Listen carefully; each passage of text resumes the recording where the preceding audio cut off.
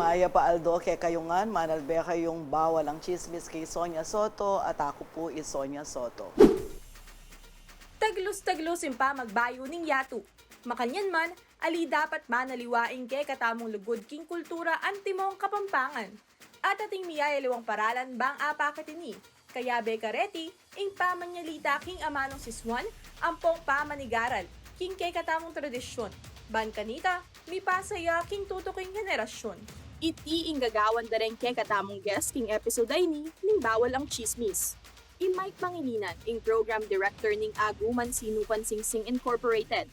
2016 anyang mitalakadya ing Aguman, metong yang non-profit organization asusulong king preservation ning kulturang kapampangan.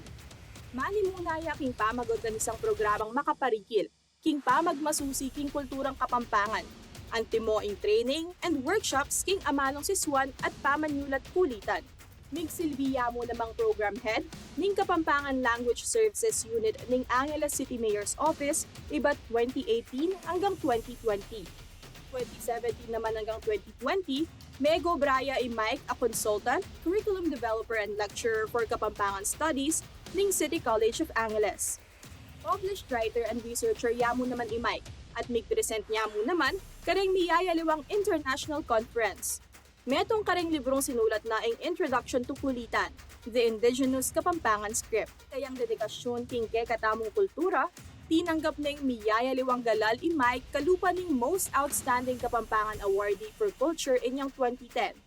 Talasin of King Singsing Lifetime Achievement Awardee for Cultural Heritage inyang 2016. Ampong Pamana Awardee for Kapampangan Language and Indigenous Script inyang 2019. Ang kayabi taya mo naman king episode ay ni Nigel Aison. Metong yang kayanakan, a-advocate ning Kapampangan language and culture. Sa lukuyan niyang mag-aral king University of the Philippines Diliman in Nigel, ako kuwang kursong Bachelor of Science in Community Development. Metong karang personal initiatives ng Nigel, ing pamanurong basic kulitan writing. Nganing 2023, in Nigel na, ing magsilbing presidente ning Aguman Sinupan Singsing. Pauli na ning kayang pamagdusal ka ring niyayaliwang advokasya king Kapampangan culture, maragulya, ing pagasa tamong misip, at ma-preserve ing kay katamong kultura, karing daratang pang panahon. Maya Paaldo, kay kayo, Mike and Nigel. May payaldo mo naman kay Sonia. At pasalamat ko kay kayong pamanyatang. Pag-umpisan tamo king lagyunan ing kay kayong Aguman. Aguman Sinupan Singsing. Unique ya. Aliwaya, bakit? Nukar niya may nibatan. Ibat king kantang, mismong kantang ating kupong singsing.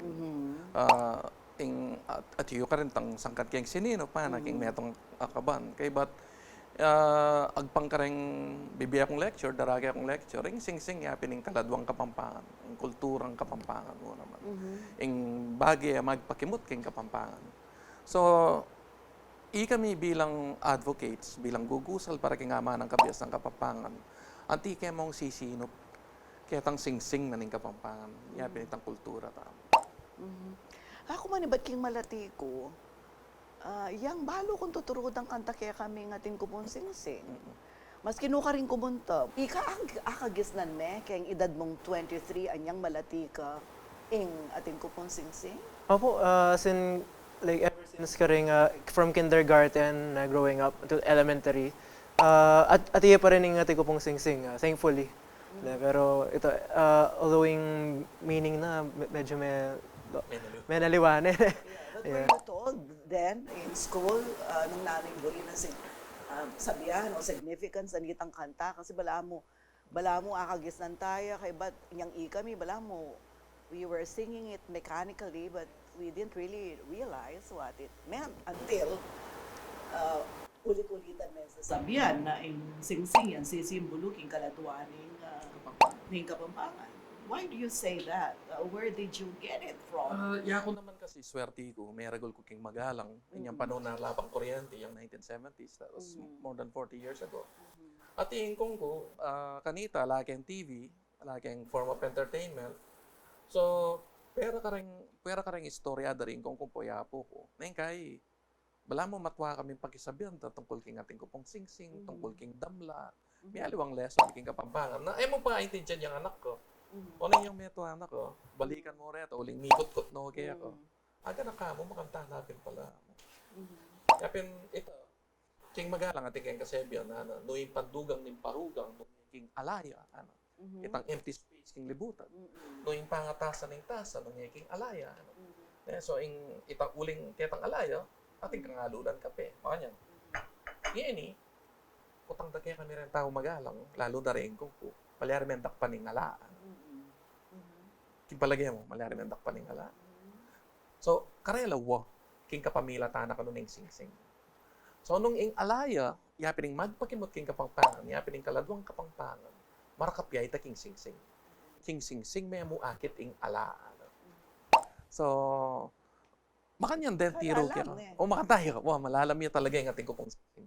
Adeng matuwa mo, ti mo rin pengari mo, di Mother apo side ko lang. mo, kay mother side.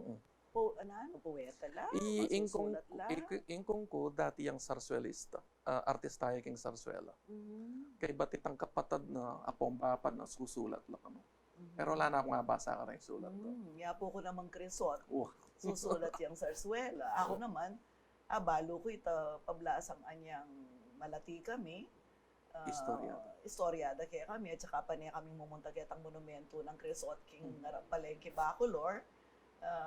Maanyindi keng Kandila ka rin, Magdala keng Sampaga. Mat na mo, miras ka king aguman, sino pan singsing. Kapilang kami kiyabi. Actually, mag-start niya po yun nanyang senior high school kami. And, Senior high school ka. opo, May kiyabi na ka. opo, anyang mag-research kami on the Kapampangan language, on the microskill king mismong Nung ka rin ka mag-aral ka nito. Don Bosco, puting Kabalakan. So, ito, actually, yan yung mumunapin po yung teacher mo yun to. Sabi na, panag-aralan mo po yung Kapampangan language, wari, natural mong mga Pampangan kayo, tsaka kayo kayong Pampang. Pero ito, the results said otherwise. So, kita kaya ka-meet din na sir. Heralding endangerment na ning kapampangan. True statistics, buridang prove na tutuyapin na ing kapampangan, paritak na yung paritak.